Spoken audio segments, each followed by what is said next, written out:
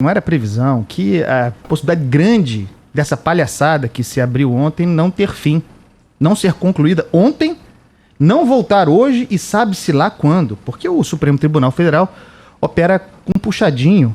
Vamos lembrar, a gente de repente esquece, o que está em julgamento, o que esteve em julgamento, ainda está aberto, foi um habeas corpus, né? um fato concreto.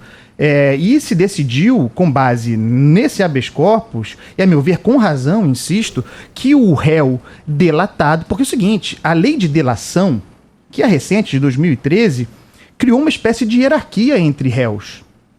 Isso é uma nova figura que precisa ser tratada e enfrentada. Quer dizer, nós temos agora, eventualmente, num processo, um réu que é delator e um réu que é delatado. Isso é uma novidade.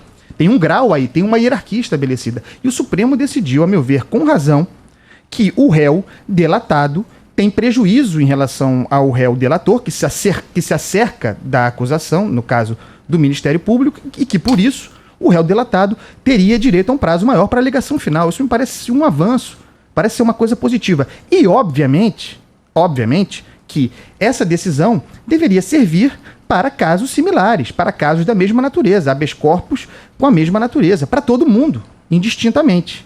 Ponto final. Só que não, né? Como se diz, só que não.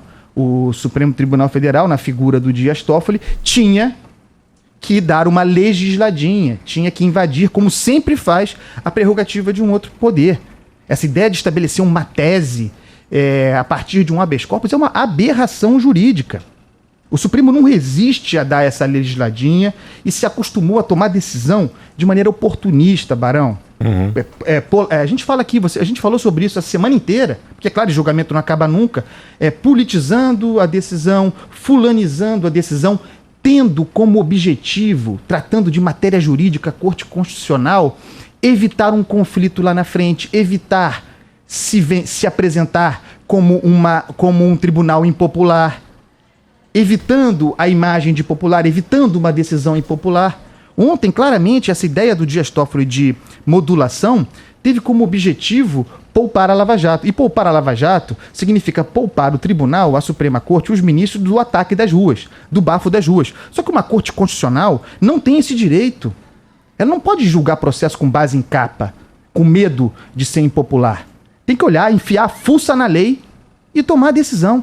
E, mais uma vez, não se fez isso. Por quê? Porque o Dias Toffoli está com medo de efeito cascata sobre as decisões da Lava Jato. Se, não estou dizendo que houve, embora tenha havido, se a Lava Jato cometeu erros de procedimento e se o tribunal decidiu que esses erros aconteceram, que houve esses erros, que se aplique efeito cascata, infelizmente, sobre tudo. Infelizmente. Ou felizmente, não importa.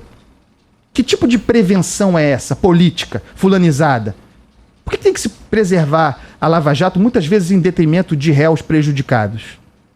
Foi o que aconteceu ontem. Veja, Barão, é assustador a proposta do Dias Toffoli, a proposta que ele apresentou ontem, os três tópicos. O primeiro deles é que a defesa tenha recorrido sobre a ordem de alegações finais ainda na primeira instância. O que quer dizer isso?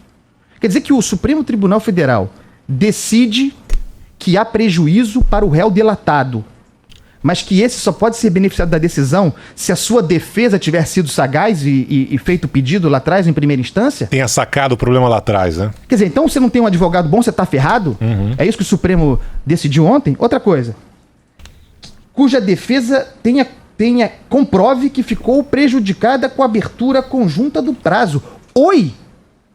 O Supremo estabeleceu o prejuízo. O prejuízo está dado, já está definido. O que a defesa tem que fazer mais? Qual é o prejuízo? A própria decisão do Supremo estabelece isso. Ou eu estou maluco? O réu delatado fica prejudicado em relação ao réu delator, com as alegações finais ao mesmo tempo. Esse é o prejuízo. O que mais que a defesa tem que fazer? Isso sem falar no terceiro ponto, né? Que o acordo tenha sido previamente homologado. Isso é uma maravilha, isso é uma piada, na verdade, porque, veja, olha que curioso. As delações não homologadas, vazadas longamente como método, arruinando reputações, serviram, portanto, no passado para arruinar a reputação. Muitas vezes sem prova, sem nenhum alicerce. Agora, essas mesmas delações não homologadas não serviriam para beneficiar aquele que eventualmente lá atrás foi prejudicado.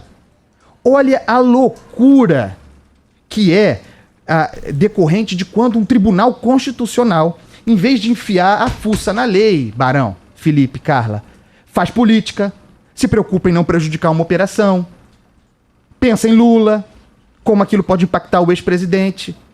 A fulanização é uma desgraça. A fulanização é uma desgraça. Ontem, e é péssimo isso, porque a gente está vendo o Brasil num momento de profunda polarização política, de doença política, de depressão política, incapacidade de conciliação, incapacidade de concertação, incapacidade de diálogo. Nós vimos ontem, mais uma vez, a nossa Suprema Corte, que é a guardiã da Constituição, que deveria ser responsável por colocar a bola no chão, dar um show de falta de capacidade de conciliar. É um belo exemplo. Para quem quer passar o trator sobre o Supremo Tribunal Federal, chamar o cabo e o soldado, o Supremo é como se estivesse convidando. É uma vergonha o que aconteceu no Supremo e, obviamente, não se vai acabar. Não se vai acabar. Essa decisão vai ficar em aberto, como tantas outras. Emboladas, por exemplo, não vamos nos esquecer, falei sobre isso, vou voltar, a decisão sobre cumprimento de pena após condenação em segunda instância tem 2 ações declaratórias de constitucionalidade quicando há anos no Supremo para gerar efeito vinculante, para resolver o problema. E o Supremo fica pendurado em jurisprudências precárias, e aí cada um decide a seu modo, e com isso a insegurança jurídica, sem a qual não se investe R$1 nesse país, vai para as cucuias